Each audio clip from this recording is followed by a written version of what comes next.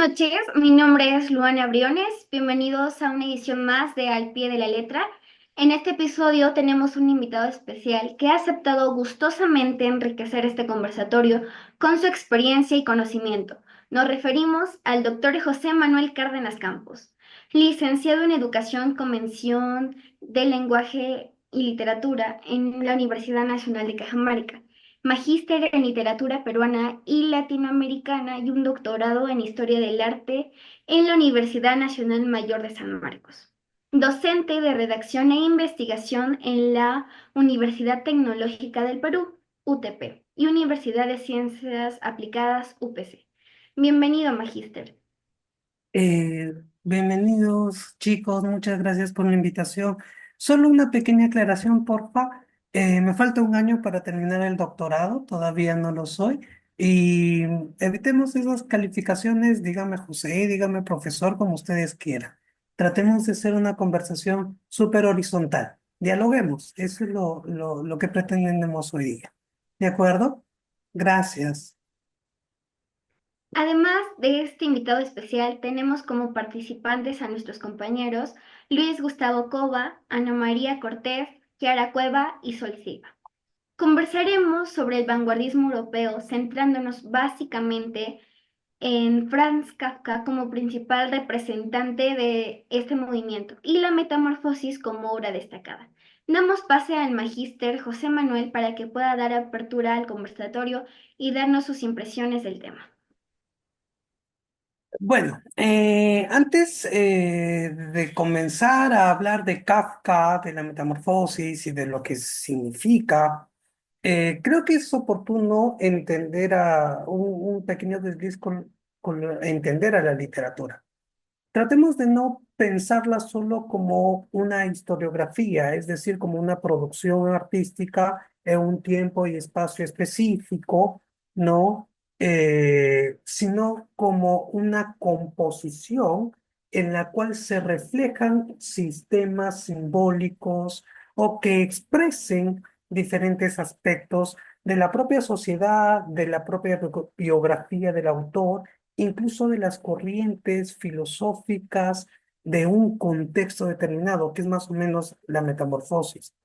Yo primero, antes de empezar, estimados, quisiera presentarles, yo estoy utilizando esta edición, que es Biblioteca de Oro, y tiene un preámbulo de Borges, que es muy importante entender, porque en sí, como plantea Borges, el libro no debería llamarse Metamorfosis, no, debería de tener otro nombre.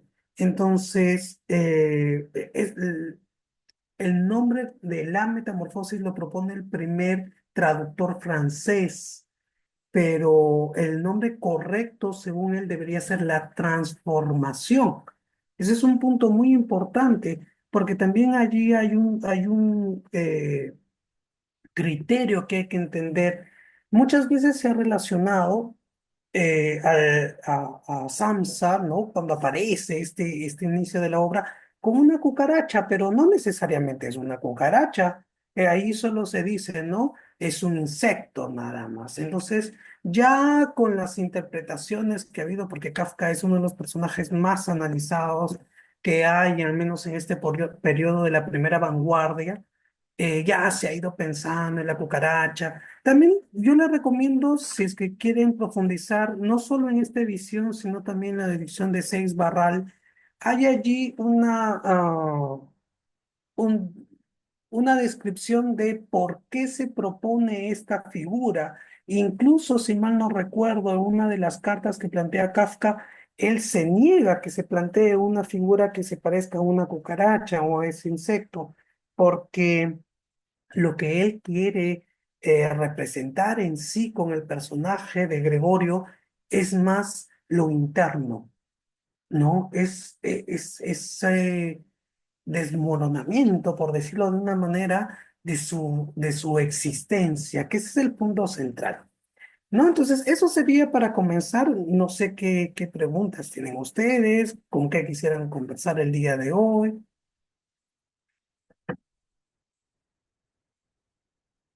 Los escucho. Uy. ¿Quedaron cayeron? Prenden su micro. ¿O soy yo?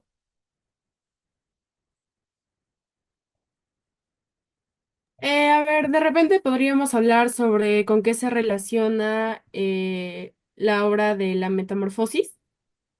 Por ejemplo, el existencialismo. Ah, ya, ya. Ah, con el existencialismo. Muy bien. Tenemos que ver de ahí en los dos, de dos miradas. El existencialismo primero es una corriente filosófica europea, ¿ya? Que comienza a desarrollarse en el periodo de las guerras, ¿no? Después de la Primera Guerra Mundial, sobre todo, las personas comienzan a preguntarse realmente por qué es la condición humana de esa forma, por qué llega a cometer tanta violencia, y entonces comienzan a replantearse sobre los valores y todo ello. Y si bien el existencialismo influye en la obra de Kafka, al menos en la Metamorfosis, como vamos a ver, porque es ese distanciamiento en primer lugar, que bueno, la teoría lo menciona alienación, pero vamos a decir el distanciamiento, es decir, cómo un personaje se encuentra no tan eh, cargado de emociones, de presión social, ¿no? Porque esto es lo que es Gregorio, está cargado de presión social y mira hacia el exterior. Y es como si fuera todo un conjunto de la sociedad que lo oprime. Eso es un punto importante desde la perspectiva del existencialismo, replantearse si lo que está afuera, si la burocracia, si la sociedad, si las instituciones están bien elaboradas, ¿no? Si están o se desarrollan normal. Y luego hay otro periodo, porque el existencialismo se desglosa y luego aparece con mayor auge con Jean-Paul Sartre, Simone de Beauvoir, Albert Camus, ¿no? Que ese ya es el existencialismo francés, que toman como base a propio Kafka y a Dostoyevsky, ¿no? Pero más a Kafka. Por ejemplo, ahí aparece uno de los relatos de Camus, que es el de Sísifo, de un hombre que empuja una enorme piedra, ¿no? Por una montaña, y cuando está por llegar, va de nuevo hacia abajo.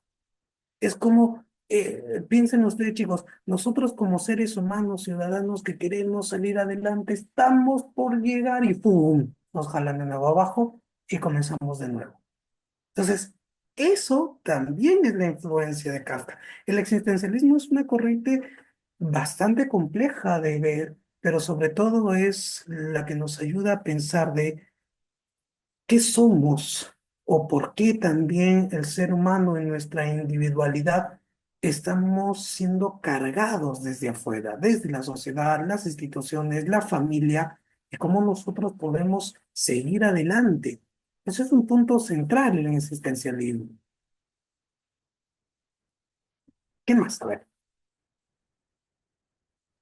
Sí, a lo largo de la obra podemos hablar de los comportamientos de Grete Samsa en la Metamorfosis, cómo va cambiando su comportamiento, su personalidad en lo que va avanzando la obra. Mm, Goethe creo que tiene una característica bastante particular. Cambia, ¿no? Cambia del afecto a la desidia. Porque, por ejemplo, la primera parte, ¿se acuerdan ustedes que ella quiere ayudar a su hermano, ¿no? Ella está presta y a las finales, ya cuando está cansada, se siente, tiene mucha presión por su propia familia, por lo que sucede con su hermano, por toda la situación de la familia, se cansa. Ella se cansa y el último, cuando él muere, sienten un alivio. Si se dan cuenta, la descripción final de la obra, cuando ellos, bueno, cuando muere Sansa, incluso ahí hay algo muy importante. Luego de muerto él, el que lo recoge no es la hermana ni la madre, es la sirvienta, ¿no? Entonces, y ellos sienten un alivio. Entonces, el personaje de Gretel va desde lo positivo y ayudar a su hermano a la desidia, el abandono, la deshumanización, pero también ahí hay algo importante que debemos que reflexionar. No significa que Gretel es mala. O sea, No, a primeras horas podremos decir, ah, sí, Gretel es mala, ¿no? Ay, sí, dejó a su hermano. No, ella no, también sí, es se un... puede entender que se va cansando de la situación que estaba viviendo y de poco a poco se va como que desesperando y lo va dejando ir. Excelente, eso. O sea, ella también es la consecuencia de la presión y sobre todo la consecuencia de la presión de su propia familia. Porque ya Gregorio, como Gregorio ya no está a cargo, ella es la que comienza a estar a cargo. Claro, y como prácticamente era solo ella la que se hacía cargo y su familia no le ayudaba, entonces iba cansando de eso poco a poco. Por supuesto, ahí está el punto. Entonces, ahí hay un punto que nosotros deberíamos de pensar cuando leemos, queridos.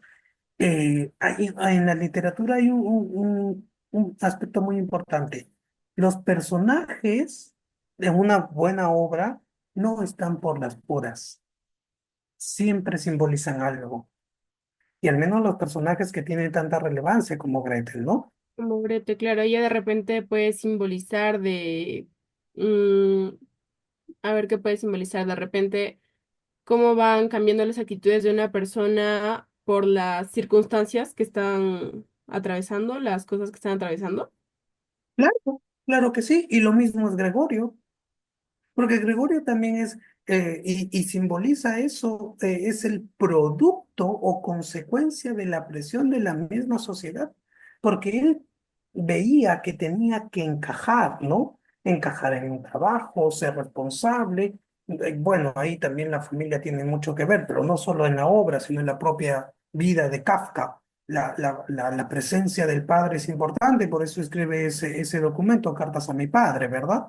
Entonces, si se dan cuenta, esa es una de las características que también tiene el existencialismo, el comenzar a dudar de cómo al ser humano se siente en su individualidad, pero todo alrededor lo presiona. Gretel es una consecuencia de ello, Gregorio también. Es como se puede ver actualmente que los individuos son desechados cuando no cumplen las expectativas sociales o económicas. Tú lo has dicho mejor que yo. Si se dan cuenta, bueno, nos vamos a salir un poquito, pero si se dan cuenta, toda, primero, toda sociedad se basa en estructuras. Todo grupo social, lo dice la sociología, la antropología, se basa en estructuras. Eso significa que para que tú estés dentro de un grupo social aceptado, tienes que tener determinadas características y, por supuesto, tener determinados comportamientos. Porque si tú no estás enfocado o dentro de ellos, te apartan, te apartan y te dejan a un lado. Eso de allí, queridos y queridas, lo pueden analizar y más adelante, ojalá cuando estén en universidad lo vean. Ahí hay teoría del poder, hay teoría sociológica, y hay un montón de teorías. Pero es lo que dice la compañera. O sea, el modelo de las sociedades es eso, es construir al ser humano para que sea parte de esta maquinaria o estructura. Los colegios es eso, las universidades es eso. A ver, Es como para construir a la persona para cumplir sus expectativas. correcto. Ay, ay, no quisiera llegar a este mundo, pero Foucault es un filósofo postestructuralista de Francia. Bueno, Michael Foucault, Foucault, se escribe Foucault, nos habla del biopoder. No voy a entrar muy en profundidad porque si no se nos va a ir la hora, pero nos habla de lo siguiente. La sociedad en su conjunto forman a los individuos para determinadas tareas. Ustedes en el colegio se forman de tal manera, ¿para qué? Para que sean profesionales. Y cuando sean profesionales, ¿en dónde deben de desarrollarse? En la misma sociedad o trabajando para algunas empresas o lugares. Correcto, ahí está. Y cuando llegan a la universidad, dependiendo de la universidad que quieran, va a ser lo mismo. Y cuando ustedes, si practican sus papás, sus mamás, alguna religión también, se los configura la perspectiva de la moralidad para que encajen en un grupo social, moral, político y social. Entonces, ahí hay harto que conversar, pero no es el tema, no sé si nos estamos alejando. Muy bien. A ver, volvamos a la literatura, volvamos a la literatura. No quisiera yo salir de este campo. A mí se me hace muy interesante cómo esta obra en sí a uno mismo nos pone a reflexionar de nuestra propia vida, de está bien si cumplimos con nuestras responsabilidades, trabajos en el hogar, en la escuela, pero ¿qué pasa interiormente en uno mismo? Puedes estar, no, interiormente puedes estar un desastre con muchas preocupaciones. Por ejemplo, en Kafka, que tenía que lidiar con la culpa, la su familia que no le comprendía tanto y tenía que vivir mucho con esto de quedarse interiormente todo guardado y reflejaba en sí que no estaba viviendo realmente la vida porque solamente se basaba en sus responsabilidades. Interiormente no veía nada por sí mismo de mejorar cada día, ¿no? Interiormente, que es lo que más importa en esta vida. Se me hace muy interesante esa parte. Tienes mucha razón. Y es por eso que la primera línea que propone la obra es eso. Después de un sueño tan pesado, se despertó y se dio cuenta que era un insecto. Es decir, repito, la forma aquí de la historia de Gregorio no nos habla de que alguien se despertó realmente como un insecto, ¿no? Es una metáfora. La primera parte es una metáfora, es entender. Entonces, cuando el ser humano, miren, cuando el ser humano llega a sentirse un insecto y encima él estaba preocupado porque tenía que llegar temprano al trabajo porque llegaron no, llega su jefe a buscarlo. Entonces el punto es, ¿cuándo llega el ser humano a sentirse así? Pero igual tiene que cumplir con sus estructuras, igual tenía que cumplir con su familia. Y por eso es que primero recibe apoyo, pero después ya no. Claro, o sea, ahí estamos hablando de que Gregorio Samsa estaba enfocado en mantener a su familia y trabajar solamente para mantener a su familia. Correcto, correcto. O sea, es como si fuera un eslabón de una cadena grande y que tenía que cumplir un papel, ¿no? Y eso también se ve en este librito también de Kafka, que es el proceso.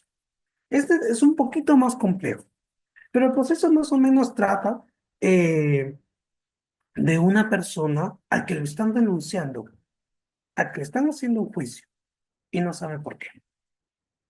Y todos saben que yo voy a estar condenado, pero él no. Y es un librito un poquito complejo porque es un libro que no está terminado, no está terminado, pero también representa uno de los problemas que también está en la metamorfosis, la burocracia y el poder de la sociedad. Muy bien. A ver, el compañero creo que está hablando pero con el micro cerrado, no sé. Disculpe, yo tenía una pregunta acerca de a más profundidad qué simbolizaba Grete, por ejemplo, un cambio de actitud repentino de lo amable en un proceso largo hasta llegar a despreciar, ¿no? a Gregorio por la apariencia y un rechazo constante que empezó a tener ante él. ¿Qué podría simbolizar algo así? El desprecio, de amabilidad, desprecio, un cambio repentino, pues, ¿no?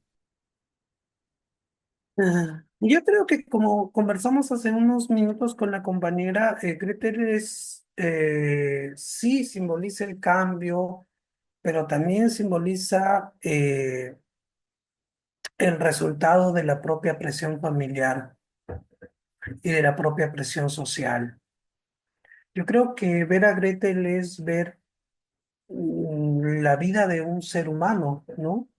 Que cambia repentinamente porque Gregorio era el centro, Gregorio era el que ayudaba, Gregorio era el más importante, incluso él la quería que ella vaya a estudiar música, ¿se recuerdan? Claro, pues no, él trabajaba, se Mm. esforzaba para mantener a su familia, pero su familia lo mantenía con desprecio, no le agradecía. Claro. Por supuesto, y es por eso que ahí el punto de sentirse un insecto, ¿no? Pero Gretel es como que desaparece el personaje Gregorio y ¡fum! La carga se va a ella. Y ella lo que pide y busca también es liberarse. Por eso cuando él muere, los tres, ¿qué hacen? Los tres deciden salir de paseo. O sea, y ahí entra una característica de la obra de Kafka en la narrativa. Su narrador es bastante, no es emocional su narrador. Su narrador en tercera persona es bastante crudo, por decirlo de una manera, ¿no? Coloquial. Otra Entonces, pregunta que también quería hacer era sobre en la obra de la Metamorfosis, sobre las relaciones familiares y el rechazo social que especialmente le dan a Gregorio. Y creo que actualmente también se puede ver algunas familias, por decir así, que no están por lo tanto bien. ah, bueno, sobre la segunda parte de la pregunta creo que sería difícil de determinar porque el concepto de familia incluso ha variado mucho, ¿no? O sea, el concepto tradicional de familia se ha transformado y además nuestro país se caracteriza por no ser muy tradicional en ese aspecto. Hay diferentes tipos de familias, como conocemos. Pero ahora, yo creo que sí tiene relevancia, pero más por el aspecto biográfico, porque Kafka en varias de sus obras trata de reflejar sobre todo la relación que tenía con el padre, ¿no? Ese padre opresivo, ese padre recto, que incluso, miren, si lo pensamos, eh, Siempre mm, lo criticaba, ¿no? No lo apoyaba correcto, lo acá. criticaba, lo apoyaba, lo presionaba, pero quizá el padre también era una consecuencia de la propia sociedad de ese tiempo. Eso es algo que quizá muchas veces como jóvenes, ustedes son mucho más jóvenes que yo, eso es evidente, pero quizá también no lo pensamos. Que muchas veces las formas en que se constituyen y comportan las familias es porque también han vivido en determinados contextos que no son el nuestro. Y por eso quizá nos cuesta a nosotros entenderlas. No estoy generalizando, sería imposible generalizar, pero sí es importante observar que la familia, al menos en la metamorfosis, tiene ese rol.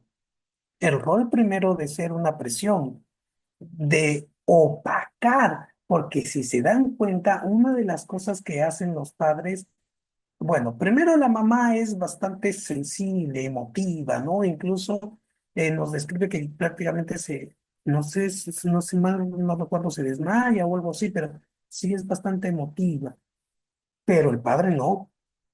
Pero algo que hacen ellos es, vamos a cubrir, que nadie se entere. Y cuando llegan los comensales, ¿no? Y cuando llegan los comensales, eso es lo que intentan hacer. Acá no pasa nada.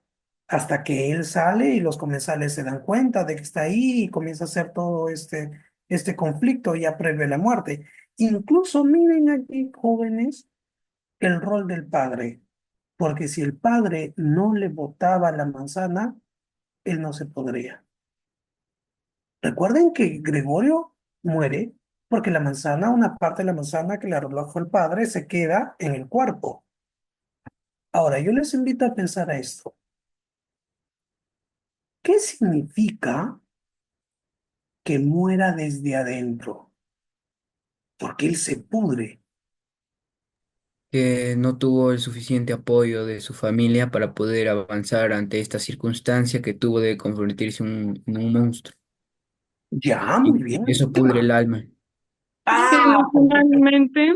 emocionalmente, tiene una desorganización, sus pensamientos, su estabilidad emocional y que no maneja bien eso interiormente, ¿no?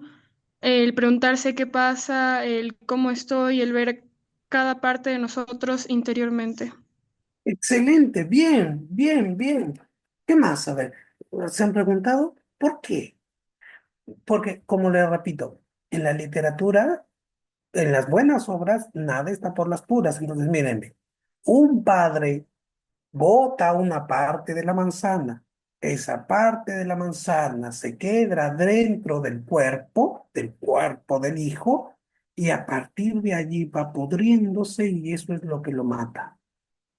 Yo creo que no solo por parte de la manzana se podría decir, sino que ver la acción que el padre hizo por parte del hijo creo que sería lo que lo rompe en todas las partes que puede decir, porque el amor de un padre siento que es una de las cosas más importantes para un hijo y ver la acción que hace el padre de lanzar y de no querer ver a su hijo, pues lo rompe a pedazos y poco a poco con la única persona que lo apoyaba, que era Grete, y que ve el cambio que da, pues siento que poco a poco él va decayendo y pues al final lo rompe totalmente y muere. Qué triste, ¿verdad? Sobre todo que su hermana, la que más quiso, ya cuando prácticamente le da la espalda, él decide que era el fin.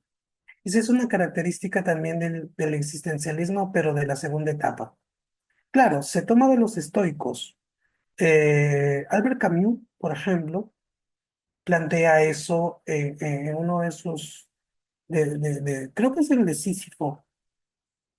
Lo toma de los estoicos, de que el hombre aparece en este mundo, pero sabiendo que va a morir. O sea, eso es indudable. Y entonces, esa reflexión filosófica se puede plantear en diferentes tipos de literatura. No es bueno, quizá, que en este momento, sin tener una obra específica, lo abordemos así, pero es un punto importante que tenemos que ver y analizar en las obras que revisamos, porque ustedes están revisando la vanguardia. Y la vanguardia es muy importante, chicos, porque no solo es el cambio, ¿no? O sea, vanguardia es cambiar, buscar nuevos estilos, nuevos temas, formas de producción Claro. artística, ¿no?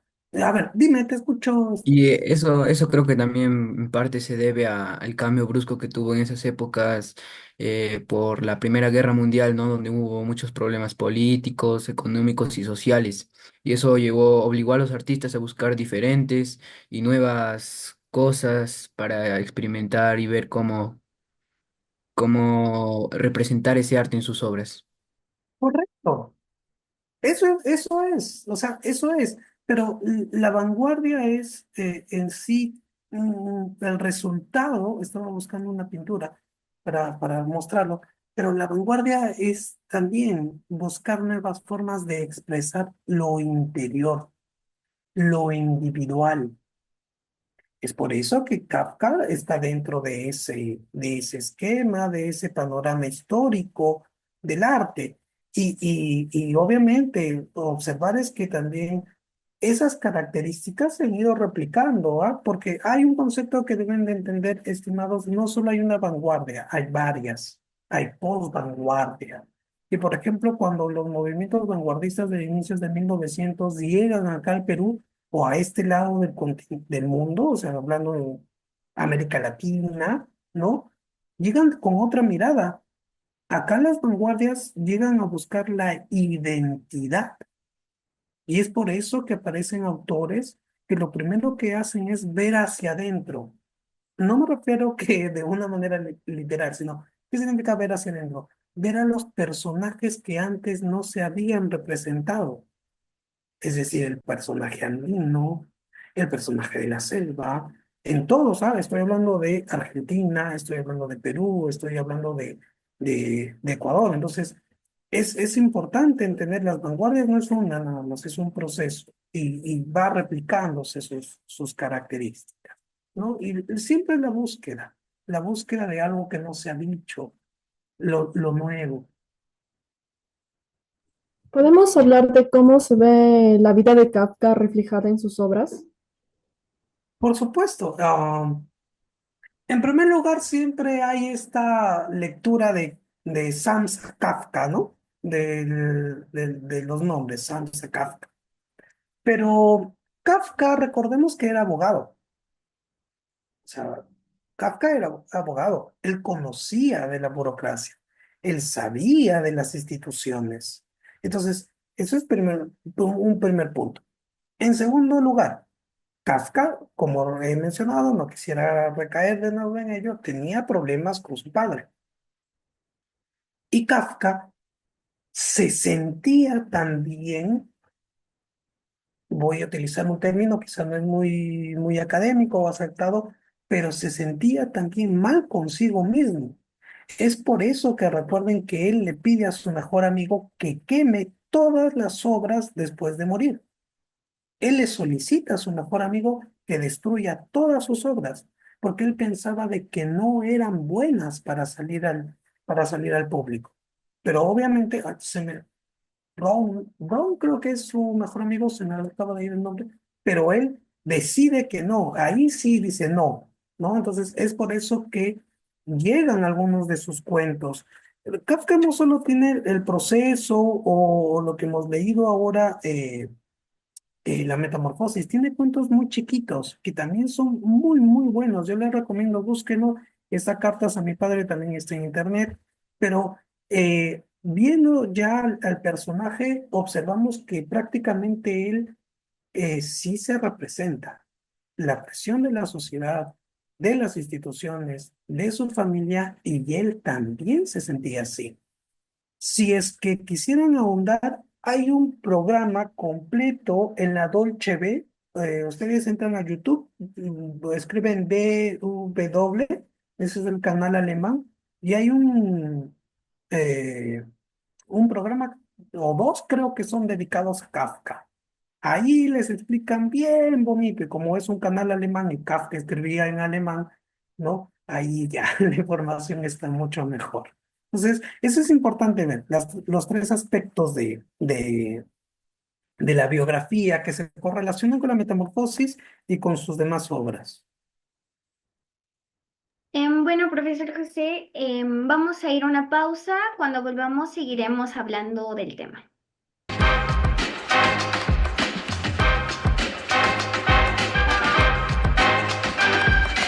Bienvenidos nuevamente.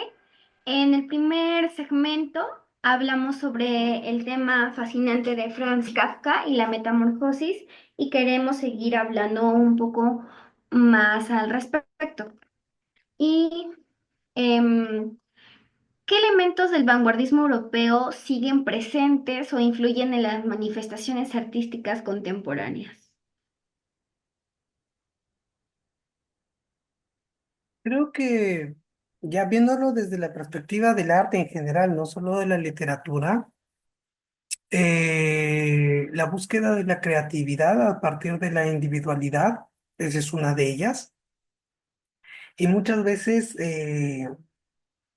esta búsqueda creativa ha llegado a extremos como por ejemplo con el dadaísmo, con Tristan Tzarza, y a otras expresiones, por ejemplo, pienso ahorita en Marcel Duchamp. eh, no sé si alguna vez ustedes han escuchado, hubo un artista francés, Duchamp, que agarra un urinario, que conocemos todos, ¿no? Que es un urinario, le da la vuelta, lo firma y dice, es una obra de arte. ¿No? Entonces, todo el mundo comienza a cuestionarse si realmente es una obra de arte. Y así, bueno, entonces, a ver, uno de los aspectos que sí ha preservado desde la vanguardia es eso, individualidad, búsqueda de lo creativo, eh, rechazo siempre a lo antiguo, ¿no? A lo considerado clásico. Y algo importante también que es la experimentación y la crítica social. Cuando hablamos de experimentación, en toda la perspectiva del arte, es buscar, comenzar a relacionar diferentes tipos, campos artísticos y a partir de allí comenzar a trabajar, por ejemplo, el performance, ¿no? No sé si han escuchado lo que es el performance, esta mezcla entre actuación, danza y otros elementos bastante abstractos, el happening, que también aparece a partir de las propuestas de Norteamérica. Entonces, ese es uno de los aspectos. Y la subjetividad. La subjetividad es muy, muy importante porque permite que aparezcan obras o, perdón, corrientes como el expresionismo alemán es uno de los más conocidos, pero también hay algo que se denomina expresionismo abstracto o lírico, ¿no? Como por ejemplo, pensando en pintura, estoy ahorita recordando a Jackson Pollock. No sé si ustedes han visto, a ver, vamos a compartir, si desean, ¿puedo compartir pantalla, chicos? Sí, ¿Sí? A Sí, ver, denme normal. un segundo. Justo estaba haciendo unas revisiones para, bueno, ya, unas lecturas que hago. A ver, he enviado una solicitud, no sé, alguien, el jefe de la, que tiene a la mano. Sí, ahora sí. Ya miren, por ejemplo, ¿no? Esta pintura que están viendo en pantalla, no sé si se ve. Sí, esta pintura, si bien es cierto, es pre-vanguardia porque es de 1893, es el grito de mucho, expresa eso. Miren cómo los colores expresan lo interior, ¿no? La fuerza. Ahora, quiero que observen en este pintor ecuatoriano, ah, es uno de los mejores pintores ecuatorianos que hay que expresan esto de la posvanguardia. Miren unas de sus obras. Mejor vamos a poner aquí. como que eso expresa una angustia y a la vez una tristeza, ¿no? Correcto.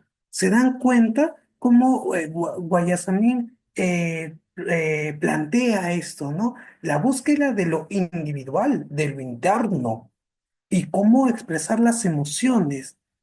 Esto es el expresionismo. No sé si está cargando bien. Sí, miren. Entonces, acá, por ejemplo, tenemos una demostración. Podemos hablar de mucho. Guayasamín es un autor que a mí particularmente me gusta mucho, pero ahora sí voy a dejar de compartir.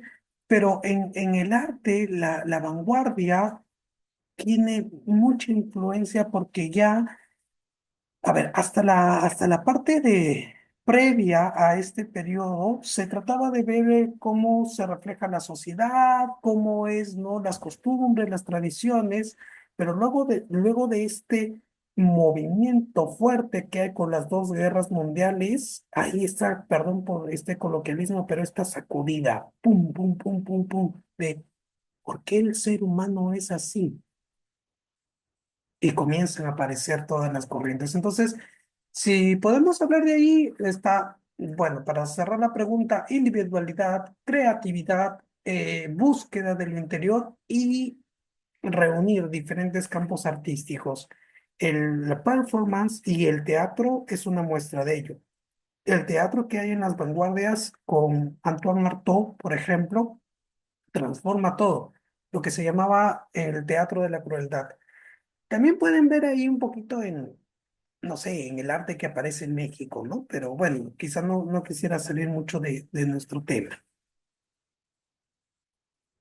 Creo que también el vanguardismo influye en los cines, especialmente en David Lynch o Guillermo del Toro, porque vemos en las películas de Guillermo del Toro que va más en lo cotidiano y lo fantástico, cómo se nutre de una manera orgánica, como si los monstruos formaran parte de nuestra realidad, como si fueran nuestros propios vecinos o algo natural. Y también esas películas hacen referencia a la obra La Metamorfosis de Franz Kafka. Por supuesto, y ahorita que hablas de Guillermo del Toro, pero Guillermo del Toro también tiene esa, acabas de mencionar una particularidad, ¿verdad? Es de relacionar lo natural, lo real, con lo ficticio, como si fuera algo normal, algo que no pasa, que si fuera algo cotidiano. Esa es una de las características que tiene del Toro, pero también es una de las características que hay en la literatura latinoamericana. Póngase a pensar, por ejemplo, en Gabriel García Márquez con Cien años de soledad. Claro, y me puede decir, no, profe, pero García Márquez es boom, ¿no? Es un literario, es mucho después, pues, podría llamarse post-vanguardia, pero aparece esa incidencia. Roa Bastos también, no sé si tengo acá ese librito, no quisiera irme, pero también hace, es que una de las características de la búsqueda, en la búsqueda de esa identidad de lo nuestro, es mezclar lo ficticio con lo real y unirlo de tal manera que sea natural. Guillermo del Toro lo demuestra. Y claro, sus personajes no sé si podríamos denominar una construcción vanguardista. Yo podría decir que es más fantástico, ¿no? Porque el propio México y el motor mexicano tiene esas características de mezclar los elementos ficticios con su vida real, por eso ellos también, no sé si se han dado cuenta, que tienen una relación con la muerte, no como nosotros lo vemos, sino para ellos la muerte es algo mucho más natural. Las Catrinas, por ejemplo, que se ponen de moda ahora con las vinchitas, ¿no? Desde la figura de Frida Kahlo, pero bueno, ahí hay otras figuras también femeninas. Hablando de esto, se me viene a la cabeza la pregunta de cómo definiríamos el estilo narrativo de Kafka y qué es lo que lo diferencia de los otros autores de su época, ¿no? Ya, sobre el estilo narrativo, bueno, no, en la metamorfosis creo que una de las técnicas o estilos que mayor prevalece es sobre el narrador, ¿no? Y con distanciamiento emocional, es decir, mira de manera objetiva los personajes, ¿no? La misma forma de empezar o luego cómo describe su muerte y cómo es recogido. Pero también hay otras características que tenemos en, en Kafka, por ejemplo, en el proceso son los monólogos internos, que también es muy común. Claro, el monólogo interno es una característica también de ese periodo. James Joyce con Ulises es el máximo exponente de esa técnica, pero Kafka lo utiliza. Ahora, en otras obras, ahí sí, que busqué un poquito más, es que sus diálogos a veces son incompletos. En algunas de sus obras sus diálogos no terminan, es como que si se quedara a la mitad y pasa a otra oración. Y ahora, con diferencia con otros, bueno, primero creo que la innovación sí, o los monólogos es lo que lo relaciona. La diferencia con otros creo que vendría a ser su mirada interior, la mirada interior que se tiene del personaje. Eh, Claro, su enfoque en lo absurdo y lo existencial. sí, sobre todo en lo existencial, porque lo absurdo ya va desarrollándose luego, quizá más. Un ejemplo más concreto del absurdo vendría a ser Samuel Beckett, ¿no? En sus obras literarias. Pero yo creo que sería esa característica, sobre todo era el existencialismo que comparte con los demás, pero desde la mirada objetiva, ¿no? E incompleta de la narración. Creo que eso vendría a ser. Claro, porque además de lo que se diferencia de otros autores contemporáneos como Thomas Mann o Ujú. James Joyce, creo que Kafka evita la complejidad estilística y más se centra en el impacto emocional y en el psicológico de las situaciones, especialmente familiares e internas que tenemos con uno mismo. Correcto, o sea, ahí sí tienes mucha razón, o sea, él lo que intenta reflejar es la sensación o emoción del personaje de manera más llana, por decirlo, ¿no? Porque ahorita no alcanzo, pero ahí tengo a Ulises de James Joyce y es bastante complejo de entender. Thomas Mann la construcción de las oraciones, la técnica un poquito más ligera, pero Joyce es complejo, ¿no? Para poder leer un Ulises sí tenemos que tener un buen tiempo de reposo, porque el monólogo interior, como es una sucesión de acciones, descripciones desde una mirada interna, individual, entonces sí, no es fácil de procesar. Entonces, ahí tiene muchísima razón. Entonces diríamos que Kafka más está relacionando con el existencialismo. Indudablemente, indudablemente. Eh, pero veámoslo no del existencialismo desde la perspectiva del hombre en relación con la sociedad, ¿no? Y de las dudas que tiene el hombre con la sociedad. O sea, por ejemplo, ahí podríamos hablar quizá de la influencia de Schopenhauer en la obra de Kafka, o quizá la influencia de Nietzsche, no sé, no podría establecer una relación directa con estos filósofos, pero de que hay existencialismo, no, ahí sí no hay duda, porque el mismo Gregorio Samsa es ahí, ¿no? Una consecuencia, producto y duda sobre lo que es.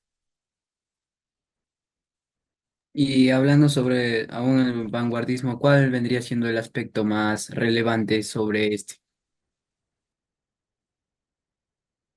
Sobre todo el vanguardismo, sobre la dimensión. Sí, A ver, hace algunos años, cuando estaba estudiando eh, la maestría, yo recuerdo que hay una investigadora que llegó desde Alemania, no recuerdo cómo se llama, pero ella nos decía que la primera etapa del vanguardismo, que es en donde estamos ubicados ahorita conversando, eh, sobre todo es la búsqueda de lo individual, la mirada hacia adentro, ¿no? Y las formas de expresar ello. O sea, el vanguardismo siempre se conoce por la ruptura, o sea, la ruptura con lo anterior, ¿no? Ahorita no me voy a acordar su nombre porque ahí está rondando mi cabecita.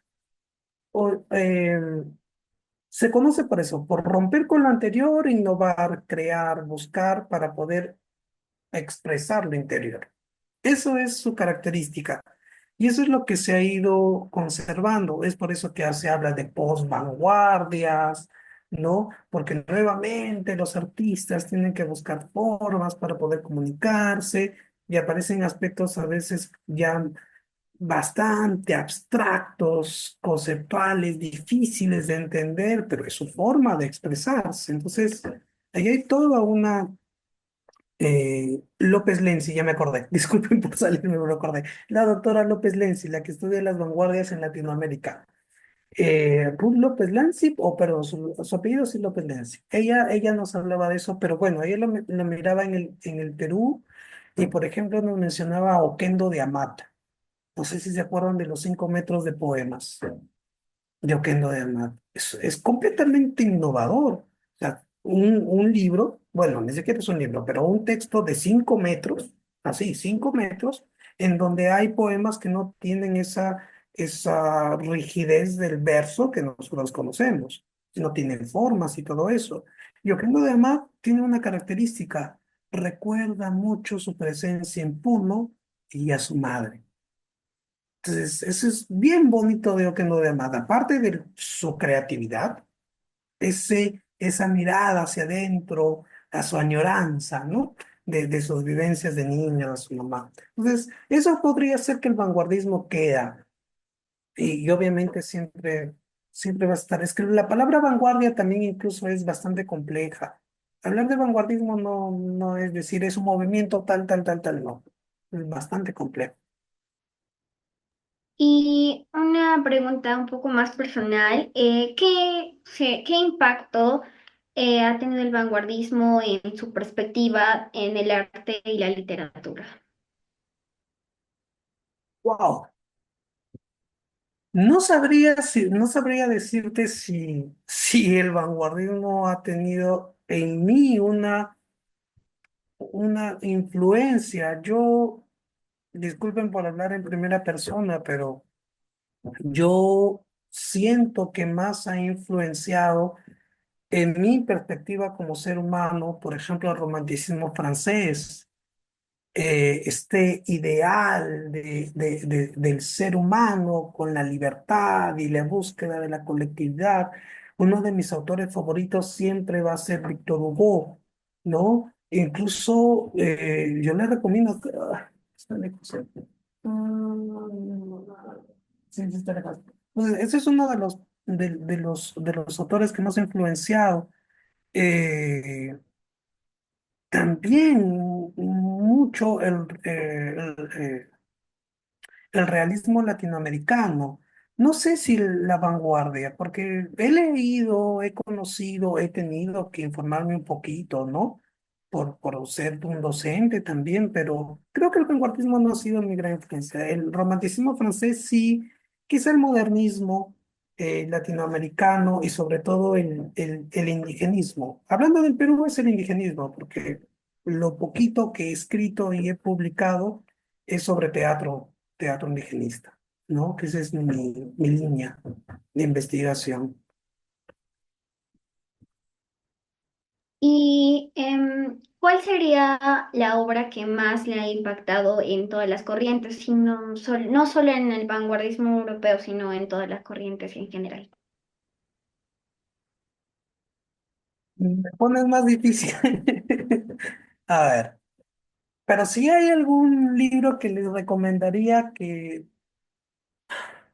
es que para recomendar literatura siempre hay que preguntar qué es lo que nos gusta leer, pero si hay un autor que jamás voy a dudar es José León Sánchez. Tiene una obra que se llama La isla de los hombres solos. José León Sánchez tiene una vida joven, realmente es impactante. Búsquenlo ahorita. Él era iletrado, no sabía leer ni escribir. Se enamora de una chica, de un hombre muy, muy adinerado, y obviamente como no querían que se junte con él, lo acusan de robar. Lo acusan de robar a la Virgen de su ciudad, o sea, de robar las joyas de su ciudad. Y lo llevan a la cárcel. En la cárcel se intenta escapar dos veces y le disparan y sobrevive. Y dentro, cuando está en la cárcel, aprende a leer y escribir y escribe un cuentito. Y con ese cuento gana el premio nacional. No me acuerdo el país, ahorita no lo encuentro. Es de José León Sánchez. Denme un segundo. Ya, él es de Costa Rica. Y él escribe este cuentito de la isla de los hombres solos. Bah, para mí es muy humana. Tiene otro librito que se llama La colina del Buey, pero bueno, así que podremos comenzar hoy. Un libro que a mí me cambió la perspectiva es Manon Lescaut, de Abad Presbo. Es parte de este romanticismo francés, ¿no? De cómo el amor puede transformar la vida. Pero no sé qué más podrías decirle. Saramago. He tenido la oportunidad de leer varios libros de José Saramago y para mí es uno de los autores que siempre caigo en él. Si pueden, léanse el ensayo sobre la lucidez. Es- ¿Qué pasaría? O sea, la tesis es esta. ¿Qué pasaría si en un pueblo, un día, todos los ciudadanos deciden no ir a votar? O sea, si un día los ciudadanos deciden no elegir a sus autoridades, ¿qué pasaría? Y lo plantea. Luego él habla en otros libros de la muerte y todo eso. Pero José Saramago es uno de mis autores favoritos. Bueno, no sé si ahí respondí, porque de verdad es bastante complejo hablar de ello. Sí, muchas gracias. Y por último, la última pregunta es, ¿qué mensaje cree que usted nos deja Franz Kafka con la metamorfosis? Yo estaba pensando justo en la mañana, releyendo un poquito y asociándolo con el existencialismo, de que el mensaje que posiblemente nosotros podríamos observar es que somos producto de diversas circunstancias familiares, sociales, individuales, etcétera. Pero no significa que somos unos agentes pasivos, porque el existencialismo sí nos hace pensar en que somos unos seres humanos dentro de un sistema y todo lo que ya hemos hablado, pero significa que a pesar de ello debemos de seguir buscando qué hacer. Porque si bien es cierto, y lo planteo ya en palabras llanas, muchas veces nosotros, quizá ya desde su edad o un poquito más adelante, se van a levantar y van a decir, wow, soy Gregorio Samsa, ¿no? No me quiero levantar de esta cama. Pero si nos quedamos allí, listo, se acabó todo. Entonces, uno de los puntos que quizá podríamos reflexionar y que sea una motivación es que la supervivencia que podría ser nuestra forma de vida puede convertirse en vivirla, no sobrevivir, vivirla. Porque actualmente se percibe ello, ¿no? De que estamos en un sistema sobreviviendo, trabajando, estudiando, cumpliendo cosas, haciendo tal, tal, tal, tal, tal, y a las finales nos olvidamos de nosotros mismos, ¿no?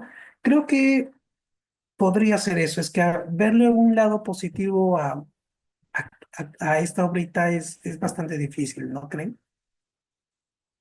Ustedes quizá al momento de terminar de leerla dijeron, ya, ¿y cuál es la moral? No, no sé, no sé si hay una moraleja, que tampoco no debe de haber, o sea, siempre no va a haber moraleja. ¿Por qué vamos a pensar que todo va a ser bonito? Allá afuera el mundo no es nada bonito. Uy, disculpen, creo que no, creo que fui muy fuerte con mi comentario, discúlpenme, pero bueno, es algo que salió a partir de la lectura. No, pero sí, no, eso es el mensaje que nos quiere dar Kafka, que vivimos en un mundo así que tu propia familia te puede estar presionando, ¿no? Entonces debemos de cuidar lo interior, que es lo más valioso que tenemos. Exacto. O sea, es que recibimos presiones de todo lado y ellos a su vez reciben una presión de todo lado. O sea, allí hay toda una, lo que podríamos hablar eh, de la influencia de la propia sociedad. Es que como habíamos hablado hace rato, tenemos que estar dentro de un cajón, porque si estamos dentro si salimos de esa estructura, nos consideran foráneos. Nos consideran foráneos, y no nos dejan incluirnos. Lamentablemente así es el sistema y la sociedad en que vivimos, ¿no? Tenemos que acoplarnos, pero eso que no nos haga perder nuestra individualidad, que no nos haga perder nuestra razón de ser. Es como ustedes quizás más jóvenes manejan mucho mejor las redes sociales, pero eso es, si ustedes están construyendo sus alitas, ¿no? Se están apareciendo recién sus alas, ¿no? ¿Por qué las van a cortar? Uno de los puntos que nos habla sobre todo Sartre, Jean-Paul Sartre, que es existencialismo ya, pero ya de mucho más después de Kafka, es eso, ¿no? Si uno va construyendo su vida, entonces tiene que vivir de acuerdo a sus preceptos, pero eso no significa que va a ir contra todo el mundo y voy a destruir todo, no.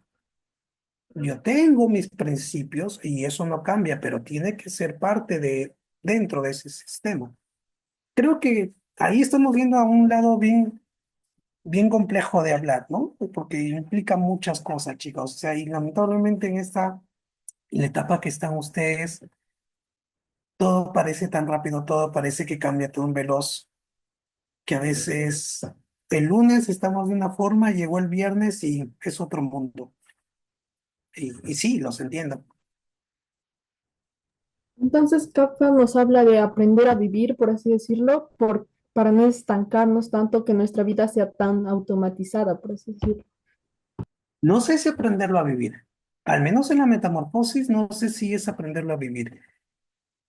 Algo que podríamos hacer es entender que somos producto de una serie de circunstancias, pero recuerda que Gregorio Samsa tenía una forma de vida, pero en todo momento estaba supeditado al trabajo, a los padres, incluso al compromiso que tenía con la propia hermana. Entonces, aprender a vivir es difícil, ¿no? Sí, yo siento que em, más actualmente, especialmente por las cosas que tenemos o por lo que decimos ser, especialmente como un filtro o por los títulos que tenemos, eh, eso hace crear un valor que en realidad no somos como personas, sino más físicamente. Y como Kafka, yo siento que, como usted dijo, en sí es, no, en sí nos enseña más a vivir que sobrevivir. ¿Sí? Has mencionado algo muy importante, o sea, los seres humanos actualmente tenemos que cumplir con tantas expectativas que buscamos la forma, ¿no? Buscamos la forma de quedarnos allí y luego de quedarnos, de seguir buscando más cositas para buscar otros lugares y seguir. O sea, es como que el mismo accionar y vamos buscando una estabilidad, porque lo que hacía Gregorio era cumplir con objetivos y metas familiares y laborales para no perjudicar a su familia. Y haciendo una pregunta, Doret, si nosotros tuviéramos adelante a Gregorio, le podríamos decir, ¿cuándo hiciste algo para ti? ¿O has realizado algo por propia voluntad para satisfacer? A conciencia él se daría cuenta, ¿no? De que ha sido explotado o mentalmente él mismo se ha explotado para mantener a su familia, así rechazando todas sus necesidades para complacer las de su familia. Y la pregunta sería, ¿por qué? Tal vez No, porque quería encajar ahí, quería ser aceptado y más valorado por su familia y recibir un mejor apoyo, ¿no? correcto, correcto, ahí está. O sea, él busca dar respuesta o busca responder a una idea, ¿no? A algo que se le está solicitando. Pero es posible que también simbolice. Y miren, ahora les pido ya, porque quizás estamos volando el tiempo, solo pensar esto. Miren, imaginemos a Gregorio Samsa, ya le hicimos esa pregunta. No, Gregorio, ¿por qué tú tienes que cumplir todo para satisfacer a las necesidades de la familia? Ahora, hagamos esta pregunta. Ser humano, Gregorio, que representas el ser humano, ¿por qué tienes que cumplir y hacer todas esas cosas para decir lo que la sociedad quiere? O para responder a la sociedad para lo que la sociedad quiere. Porque es lo mismo. Recuerden que la familia es un reflejo, o como dice la definición, es el núcleo de la sociedad. Y como son la formación de las familias, es como se están formando los grupos sociales.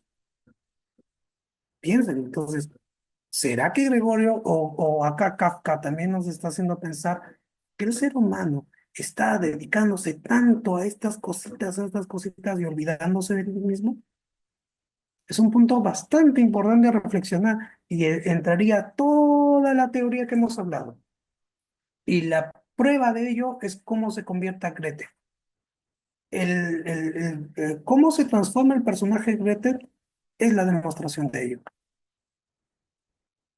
Entonces, el ser humano más buscaría la aprobación de la sociedad más que su aprobación de sí mismo. Esa es una de las tesis del existencialismo. Buscamos más encajar que nuestra Claro. individualidad. Creo que más por la presión de, de que uno mismo puede sentir por eso, porque Kafka pensaba más en lo que necesitaba el mundo de él, en lo que necesitaba su familia de él, pero nunca se hacía la pregunta, ¿no? O pienso yo que nunca se hacía la pregunta de qué es lo que quiero yo, qué es lo que necesito.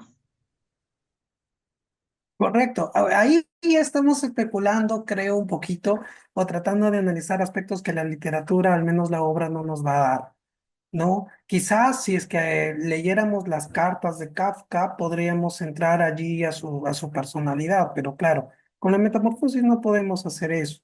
Pero lo que sí nosotros podemos hacer es una retrospectiva o una lectura de nuestros propios grupos sociales, ¿no? Pero bueno, eso es algo que yo creo que ya creo que estamos volando el tiempo, ¿no? A ver, no sé si la moderadora, ¿sí? Y entonces, vamos cerrando con eso. Esto que estamos hablando, queridos jóvenes, en primer lugar ha sido un gusto hablar con ustedes.